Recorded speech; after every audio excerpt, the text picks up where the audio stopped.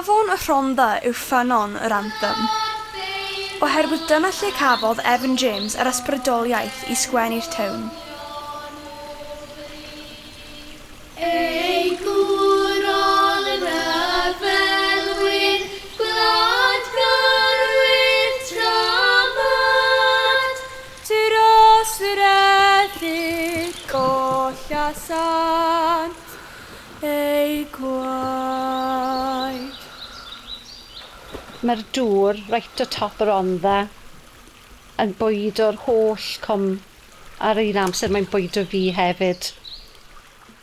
Nes i ddysgu'r anthem yn ysgol Bodringall, sef ysgol Gymraeg yn Cwm Rhondda, a fi wedi bod yn canu fe bron pob wythnos ers ni mewn rhyw ddigwyddiad neu gilydd, anthem o'r byd yn fy marn i.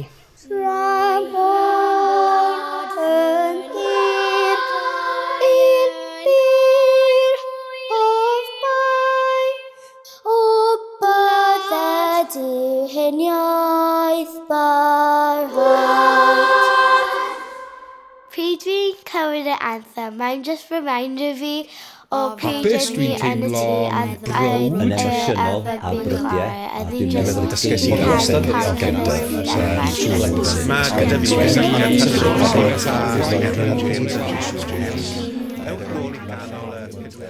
Fy hoff linell o'r anthem yw o bydded i'r hen iaith barhau oherwydd fod fy taid yn siarad Gymraeg a fy mam ac maen nhw'n wedi pasio iaith lawr i mi sy'n gwneud i'n deimlo'n falch.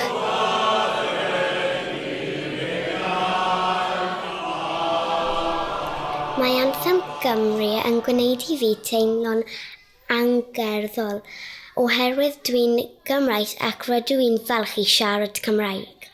Rydw i'n meddwl taw anthem Cymru yw'r anthem gorau yn y byd. Wel, dwi wastad wedi hoffi'r anthem ers o'n i'n blentyn, ond mae'n gysylltiad personol rwan, achos dwi wedi byw ym Pontypridd ers unigweddau wraig o fi Delyth Briodi 1990. A fel mae'n digwydd o Delyth yn athrawes yn ysgol gynradd Gymraeg Evan James. Felly, yn amlwg, mae'n golygu llawer i fi. Mae gyda fi gysylltiad personol â Evan James a James James. Ychydig ar ôl i'r anthem gael ei sgrifennu, oedd y rhan yna o'r teulu yn poeni bod gormod ohonyn nhw yn allfudo i'r Amerig. Felly, dywedodd Evan James a James James, mae yna ddigon o waith i gael yma yn y cymoedd. Dewch lawr i weithio yn y Pellter Glo.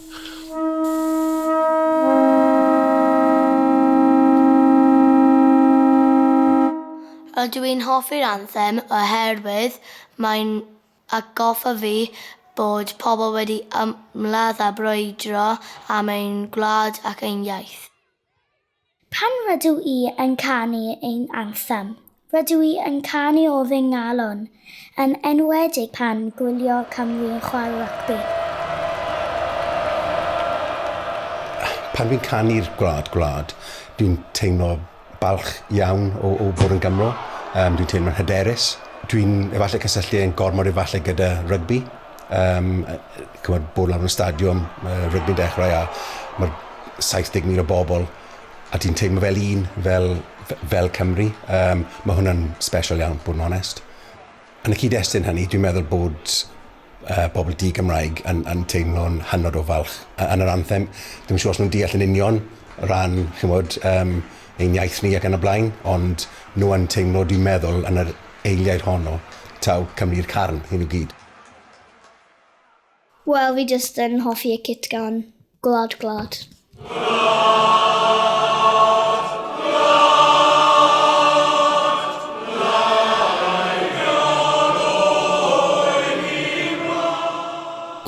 Gwlad yn golygu fi Cymru, ond nid jyst yn daearyddol, ond i fi mae'n meddwl neu'n cyfeirio at y bobl, yr iaith, a'r diwylliant, a'r diwydiant sydd wedi bod yn rhan o'n hanes ni.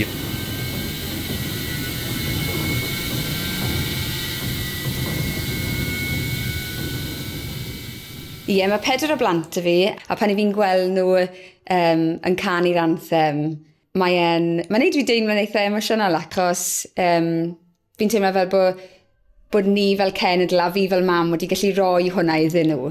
A mae hwnna gyda nhw am byth. Mae'n gwneud nhw, nid yn unig perthyn i ni, ond i ni fel Cymru. Ffantastig.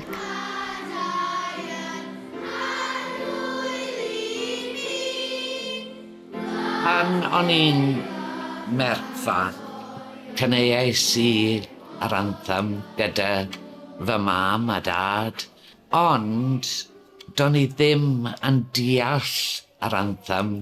Dwi'n dysgu siarad Cymraeg o'r diwedd! Mae pawb sy'n clywed yn anthem ni yn meddwl I bod hi ymhlith un o'r rhai gorau yn y byd.